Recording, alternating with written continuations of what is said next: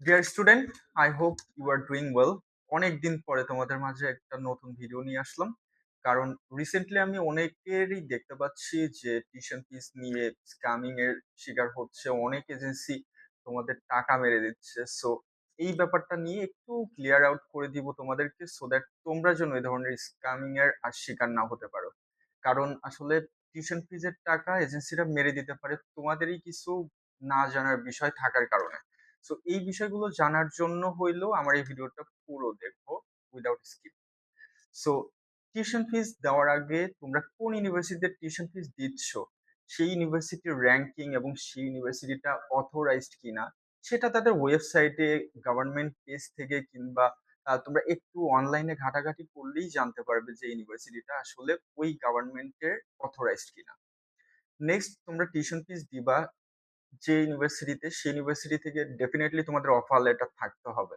So offer letter পাওয়ার পরে তোমরা পুরো অফার লেটারটা পড়বা এবং সেখানে রিফান্ড পলিসিটা ডেফিনেটলি তোমাদেরকে পড়তে হবে।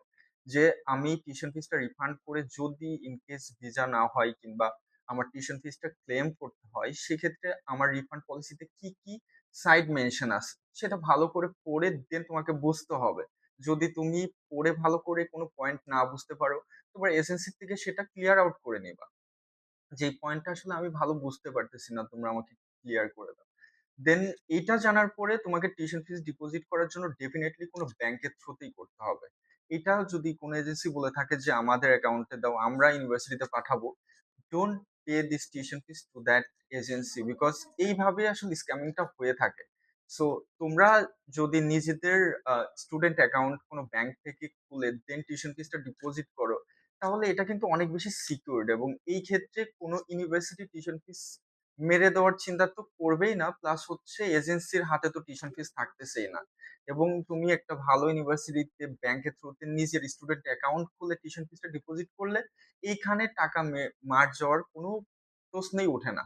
তবে আমি যতটুকু অ্যানালাইসিস করে বুঝতে পারছি, যেসব স্টুডেন্টদের আসলে টাকাগুলো মার যাচ্ছে বা এজেন্সিরা এটা স্ক্যাম করতে পারতেছে, তাদের আসলে কিছুটা লোভনীয় অফার প্রোভাইড করে। সো এই লোভনীয় অফার থেকে তোমাদের আসলে বিরত থাকতে হবে। যেমন উইথআউট আইএলটিএস এ তোমরা কানাডায় চলে যেতে পারবা এবং টিউশন ফিস খুবই কম, এবং তোমার স্পাউস এবং ফ্যামিলি নিয়ে তোমাদেরকে মুভ অন করায় দিতে পারবে এবং টিউশন ফিসটা তোমরা এজেন্সির হাতে দাও।